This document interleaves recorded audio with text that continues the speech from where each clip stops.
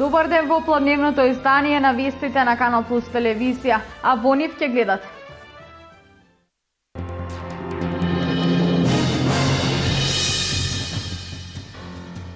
Пробиена целата траса од новиот автопат Скопје-Штип, со кој времето на патување од главниот град до Источна Македонија ќе биде преполовено.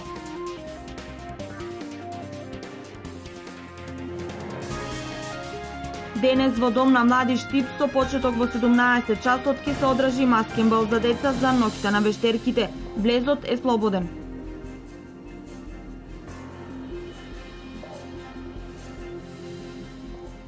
Синоќа Унијата на жени на ВМРО ДПМН Штип го одбележа меѓународниот ден на градовите со културна манифестација на тема "Го сакам мојот град".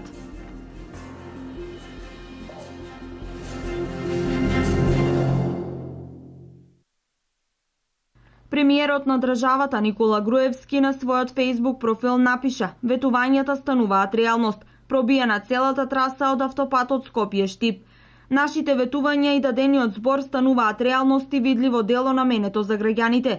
Новиот автопат Скопје-Штип забрзано се пробива за поквалитетно поврзување на Источна Македонија, за економски напредок и поквалитетен живот на граѓаните", вели премиерот Груевски. Инаку новиот автопат Скопје Свети Николе Штип, кој треба да биде готов за 3 години, ја добива својата форма. Вкупната инвестиција е проценета на 208 милиони евра. Со овој автопат времето на патување од главниот до најголемиот град во Источна Македонија ќе биде преполовено. За прв пат оваа година во Дом на млади Штип, денес со почеток во 17 часот ќе се одржи маскенбал за деца за ноќта на вештерките. Влезот е слободен.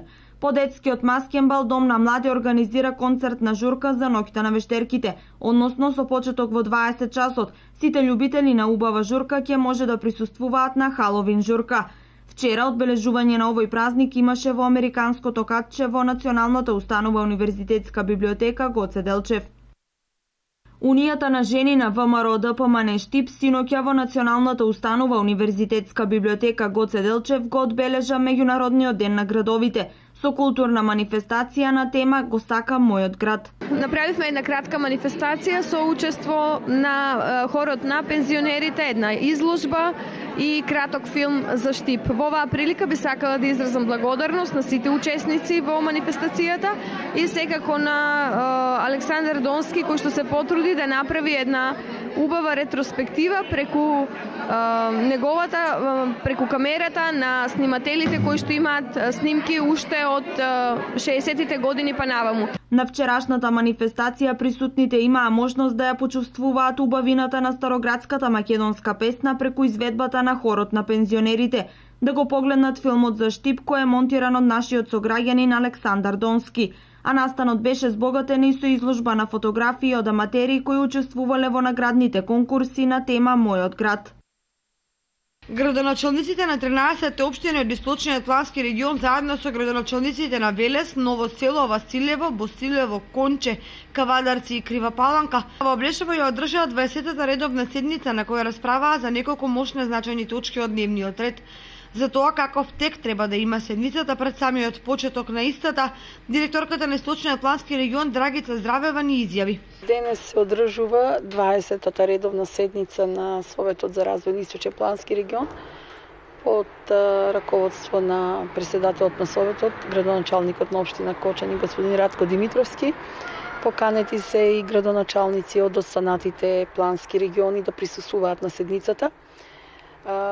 Главна и основна точка на дневен ред е предлог листата за регионални проекти кои што би се финансирале во 2016 година преку националниот буџет, конкретно Министерството за локална самоуправа и Бирото за регионален развој. Меѓутоа и проекти кои што центарот може да ги аплицира кон други отворени повици, било од линиски министерства, грантови или повици од страна на Европската Унија. Втора значајна точка е презентација за стратегијата за развој на туризмот во Источен плански регион 2014-2024 година. Имаме уште една значајна точка, а тоа е примопредавање на изработена комплетна инвестиционо-техничка документација за патишта, паркиралишта, автобусни постројки и патеки на Пониква. Градоначалниците едногласно ја усвоија годишната листа на предлог проекти за развој на Источен плански регион за 2016 година, во која се поместени исклучително значајни планирања во сите сфери на развојот на регионот. Во наредната година ќе се работат проекти од најразлични области, почнувајќи од проекти од културната област, плоштадот на нашиот фестивал Макфест, до техничка документација за пречистителна станица на езерото Калиманци, проект за стратегија за климатски промени за целиот источен регион, кој што е доста важен документ. Именно ќе се уредуваат и етнопростори, етномузеи во нашиот регион. Нешто што ќе биде многу интересно е што од оваа година ќе почнеме да работиме и на развојот на Плачковица, паралелно со развојот на остананите планински предели, како што работевме за Пониква, за Осоговските планини, дел се фати за Царев врв, сега ќе се започне да се развива и делот на Плачковица, кој што е доста интересен, ги вклучува 4-5 општини од регионот. Имаме изработка на техничка документација за водоснабдување на Равна река, туристички атрактивен предел во општина Пехчево. Ќе се работи на тоа да се изнајдат средства и за изработка на техничка документација за село Бања, развој на бањолошки спа туризам во регионот. Предлог проект усвоен е и изработка на техничка документација за пристап до регионален сточен пазар во општина Чешиново Облешево. Имено 2014 година центарот веќе изработи техничка документација за регионален сточен пазар единствено од ваков тип и последната фаза е изработка на сообраќаен проект. Она што е исто многу интересно е дека ќе се работи на техничка документација за водоснабдување на туристичката област Лесново, општина Пробиштип. Нова е своевиден собир на градоначалниците од Источна Македонија беше презентирана финалната верзија на стратегијата за развој на туризмот во Источен плански регион со акционен план за период од 10 години, односно од 2015 до 2024 година. Градоначалниците добија квалитетни информации за севкупните потенцијали со кои располагаат општините во овој дел на државата и правци како се развива туризмот и низ кои сегменти. Во моментот се презентира стратегијата со конкретниот акционен план, кој што е 10 годишен документ. Има навистина интересни и суштински препораки кои што сите заедно, не само центарот, меѓутоа и сите општини и останатите заинтересирани страни ќе работиме на тоа да имплементираме барем еден поголем процент од предвидените мерки кои што се навистина интересни и се со цел да го направат нашиот регион поинтересен, поатрактивен за туристите и да овозможат подолг престој на туристите и посетителите кои што ги имаме во регионот.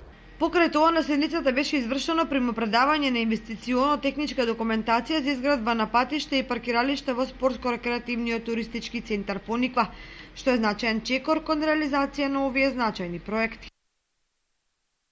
На локацијата скршени коли во ромската населба во Штип се одржа граѓанска средба која што ја спроведе Националниот ромски центар од Куманово заедно со 6 ромски невладени организации. Караванот со мото домувањето е повеќе од 4 ѕида и кров има за цел да го поттикне граѓанското учество на локално ниво за хуманизација и урбанизација на населбите со доминантно ромско население. Дојдени сме овде за да ги информираме жителите на ова ромска заедница какви услови треба да исполнува нивната животна средина и да им помогнеме заеднички преку тимот на Национален ромски центар да им помогнеме да го кажат своето мислење, да ги кажат своите проблеми, меѓутоа и заеднички да се упатат до собарање до општината и до соодветните институции да побараат остварување на соодветни услови за живење. Караванот на Националниот ромски центар е финансиски поддржан од USAID за граѓанско општество кој го спроведува фондацијата Отворено општество. Од досега реализираните средби еве што најчесто побарале граѓаните од ромска националност. Најчесто барањата се однесуваат на основните услови во смисла на канализација, на осветлување, буквално нешто основно што е за да може да се има нормален живот, за да можат и децата да имаат услови да учат и да напишат домашно, за да функционира едноставно едно семејство како нормално семејство. Инаку овој центар работи во име на зајакнување на ромската популација во Македонија, таргетирајќи ги политиките и практиките на национално и локално ниво. Исто така има врвни записи од истражување и анализи кои придонесува за промена на политиката. Светиот апостол и евангелист Свети Лука, чија слава се одбележува денес, според верувањата е заштитник на докторската професија, а го слават и многу православни семејства. Апостол Лука е еден од 4 евангелисти чии дела денеска се наоѓаат во Новиот Завет. Според едни тој им припаѓал на 12 апостоли, а според други не бил во редот на овие апостоли, туку во 70 апостоли. По Христовото воскресение апостол Лука напишал Евангелие за животот и делото на Исус, па главно поради ова тој е познат и како евангелист. Роден е во Антиохија, во младоста ги изучил медицината и сликарската уметност. Тој ги наслика и првите икони на Богородица. Свети Лука е основачот на иконописот во црквата. Му бил сопатник и соработник на апостолот Павле се до неговата смрт.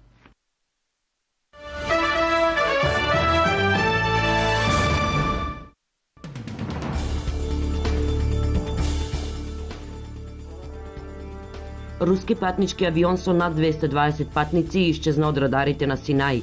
Според првичните информации се работи за авионска несреќа. Египетскиот премиер потврди дека рускиот авион паднал кај Синај. Претходно од Египет соопштиле дека рускиот авион безбедно го напуштил воздушниот простор на Египет и успешно направил контакт со турската контрола на летот. Извори од руската контрола на летот откриваат дека авионот исчезнал во близина на Кипар, а не кај Синај, но некои египетски медиуми тврдат дека несреќата била откриена додека авионот се уште летал во египетскиот воздушен простор. Најмалку 26 лица го загубија животот, а 180 се повредени во експлозија и пожар во еден ноќен клуб во романската престолнина, потврди Романското министерство за внатрешни работи. Во ноќниот клуб одекнала експлозија, набрзо се проширил голем пожар, а дошло и до човечко стампедо. Се стравува дека бројот на жртвите може драстично да биде зголемен, со оглед на тоа што на рок концертот присуствувале над 400 луѓе. За сега нема официјална потврда од што е предизвикана експлозијата, а според првичните информации кои ги пренесуваат романските медиуми, можно е несреќата да се случила поради прекумерна употреба на пиротехнички средства.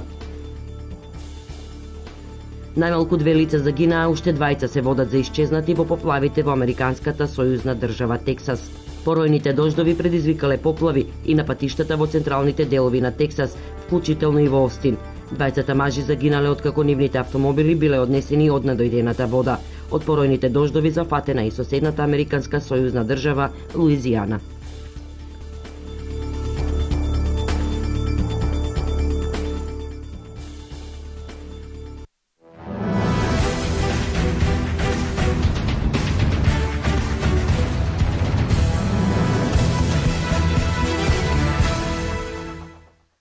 Пехчево со нов фудбалски клуб. Иницијатор за формирање на фудбалскиот клуб Кидго Пехчево и Кире Гогов од Штип.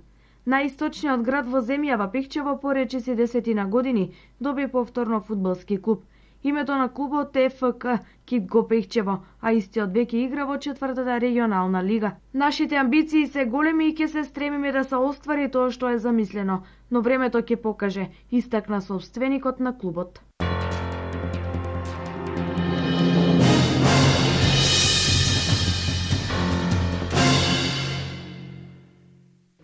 Ова е се во вестите на Канал Плюс телевизија. Повеќе содржини гледате во Дневникот во 16:30. Имајте пријатен ден.